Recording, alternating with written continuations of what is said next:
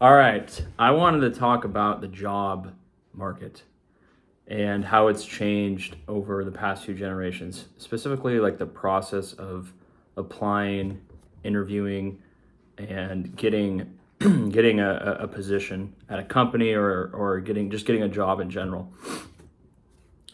I'm going to preface all of this by saying back then and today, it's still going to be, unless it's a very highly technical job, your best chance of getting a job is if you know someone, right? Unless you're like a rocket scientist or a doctor or a lawyer or some highly technical person, like a surgeon or something, or a pilot, like you have to have certain skills to do that job, or you have to have your training and pass all the courses and things like that.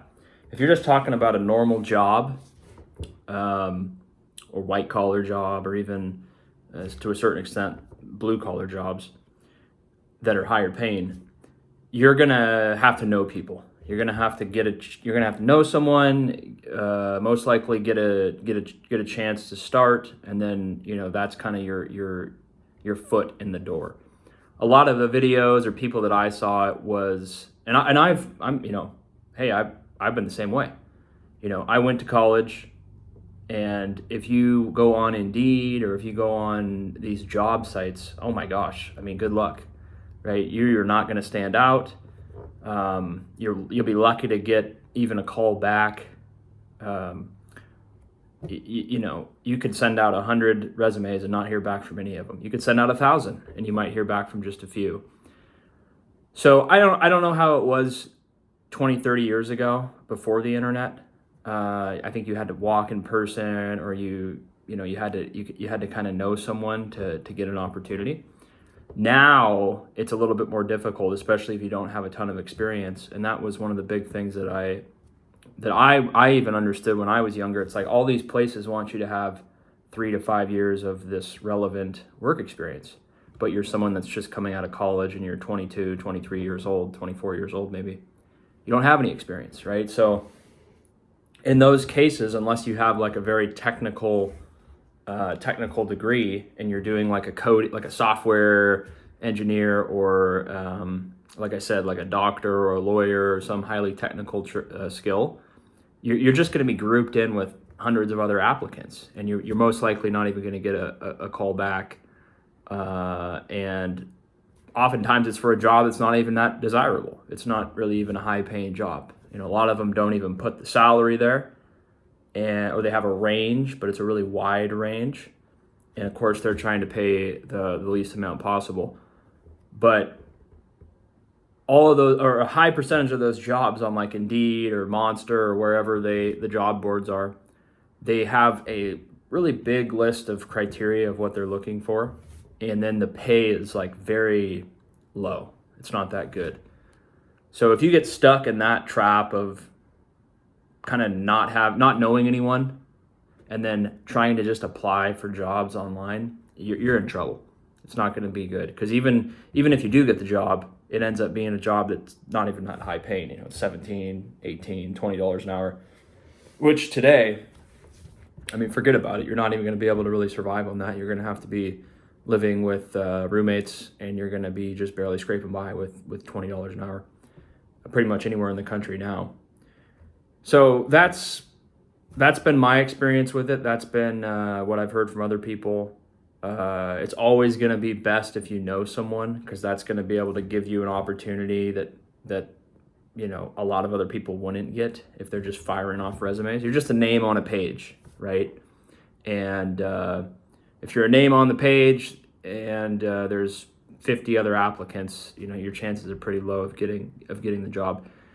Like I said, though, if it's a job that you do have to have specific skills, then if you have those skills, you'll have a better chance.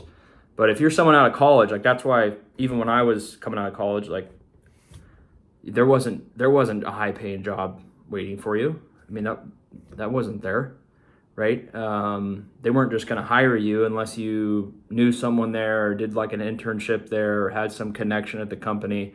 And then even if you did, you had to start off being a grunt, right? You had to start off making $40,000 a year or $50,000 a year, working full time, like on a salary, at least 6, 7, 8 years ago, right?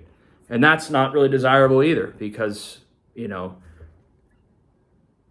new employees can sometimes come in and make more than someone that's been there for like 10 years.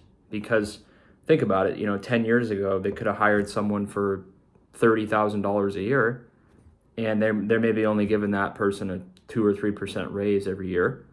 And then if you come in, they have to pay you the market rate of $50,000. And so the other person's making $48,000 and you're making $50 on day one.